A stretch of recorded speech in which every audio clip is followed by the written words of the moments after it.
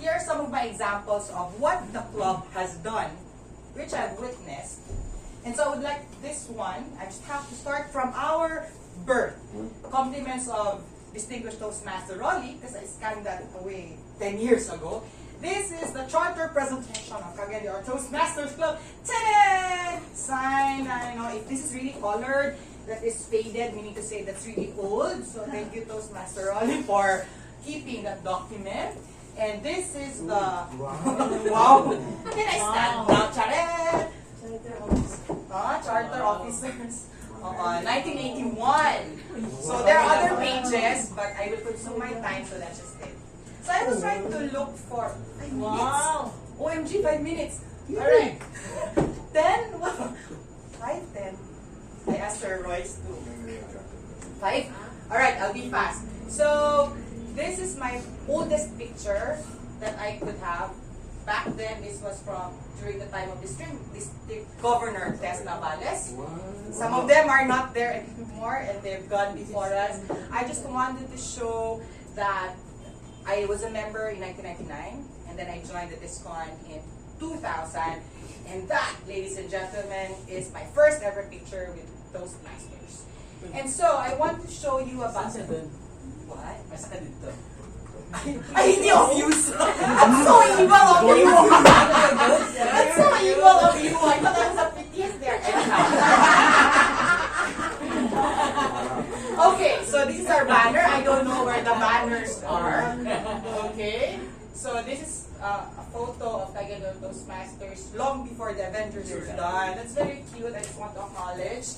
5 minutes making me sweat. Alright, so the club, what I enjoyed about the club is our themes. We used to have themes.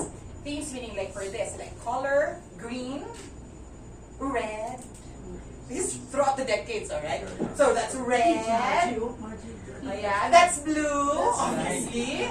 Alright, that's maroon. Yay! And then that is pajama party, you know, Christmas Day. And that is a hats party. You like it, madam, when you become a member. Yeah. And that is the Winter Wonderland. Yeah. Oh, nice. I will have an extension. And this is Halloween, for which is Madam Nene, just in case it's not obvious. The Toastmaster Rolly is the vampire, and myself is Maleficent, and I just want to highlight that I won the competition. Alright, so moving on, we also had a newsletter under the editorship of Toastmaster Joey. So here are some of our issues, which are not... Anyway, so we also have events like a General Assembly where the officers would plan what would happen for that specific time period. We had team building and strategic plannings, like that under the leadership of Toastmaster Jet. Yes, Estella, you remember at the beach, yes, with the late Toastmaster Raymond. Anyhow, this also in Naawan or in Itaw, God, that's another strategic planning. And another strategic planning as the business of Madam Olive, yes. And then they have team buildings. I'm not there, but they look pretty nonetheless. Yes, and we have exclusive seminars or workshops, meaning to say we organize our own learning sessions for our own members. Okay, and that is an example of what we've done with myself and distinguished Toastmaster Rolly as speakers. Anyhow, we also had a fundraising workshop. Fundraising because we're a non-profit organization. We're not supposed to earn or profit from it, but we conducted some activities so that our clubs will have the necessary budget to do our kayachisan. Anyhow, so this is the Pursuit of Excellence, this under the leadership of Jet. And yeah, we had participants there. And I think we charged $2.5 per person. And yes, we were able to gather enough people to join us. And then we also had a speech raft for Miss Orr, which only lasted for 2 sessions because of COVID. But yes, we wanted to charge that. And we also had anniversaries, which is a big deal. The 40th of Cagayan de Oro Toastmasters. And then the 43rd, yes. And I just want to acknowledge that since it's an yes. I know, I had to put it there. Yes. We attend anniversaries for the entire club, and I'd just like to acknowledge that these are the people that's around. That's our first motorcade. And then during the 85th anniversary of Toastmasters, we had another motorcade. Yeah, that's a lot to go, guys. So yeah. Some of the people you see here are not anymore with us, but they live in our hearts. Okay, so after we had the motorcade, okay, let's go back. How much time do I have? Alright, so yeah. You can have all the time. No! This thing just okay. And so we ended at yes. Extra. Alright, so this is after the motorcade, we went to Marvilla and celebrated the anniversary as a division. So, what I'm trying to say here is, what sustained the journey of the club is that we had meaningful meetings, and we had an opportunity for newsletter writing, we had transformative leadership, we had speaking application in real life, not only in the club, but also in other avenues, and we built interpersonal relations, and we had personal growth. So, yeah.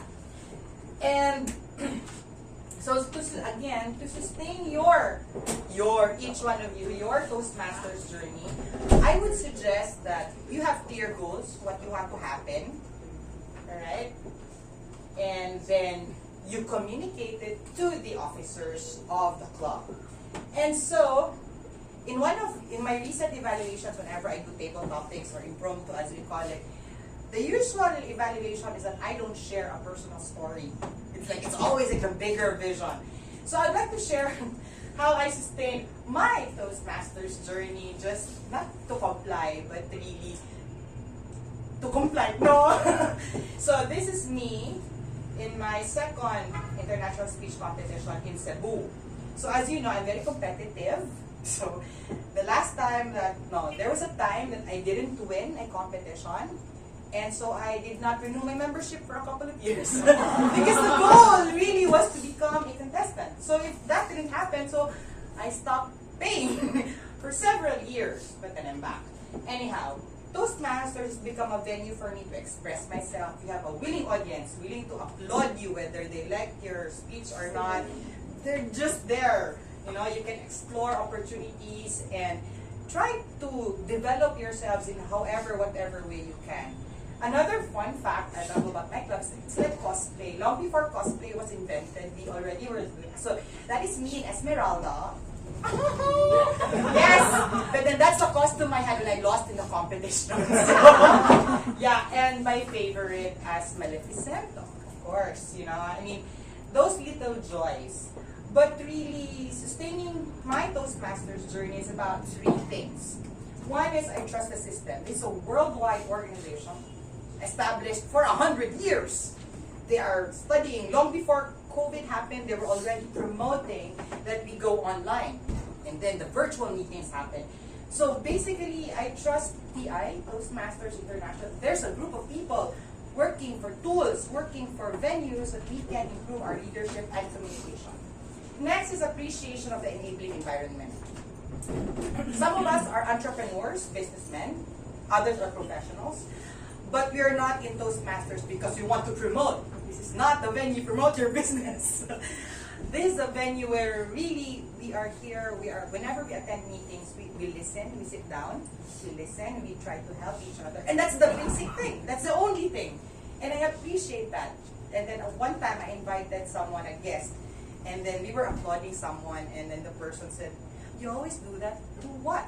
You always applaud someone even if they don't deserve it?" And for us, it's like, no, we applaud because if a person speaks up and shares about himself or herself, that is already a gift. And for that, whether it's charming, it was great, we applaud that person for standing up and speaking up. And last but not the least, because I believe in the people I am. We are all flawed. I am flawed. Everyone is flawed. Some of us are irritating, annoying.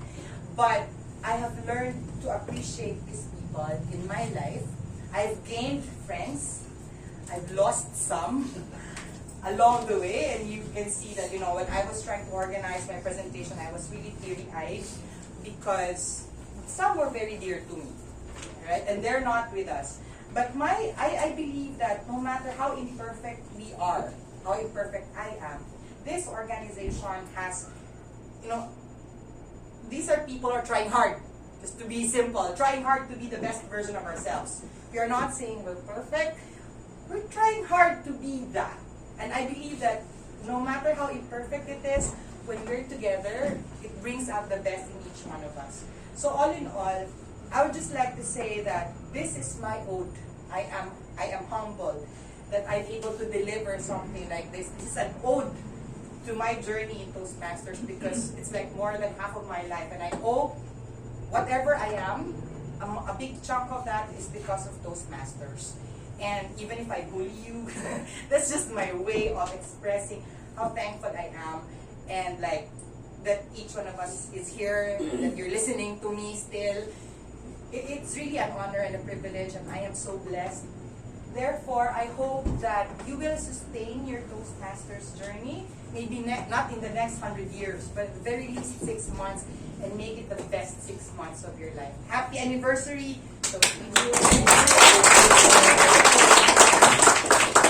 Thank you, distinguished Toastmaster April.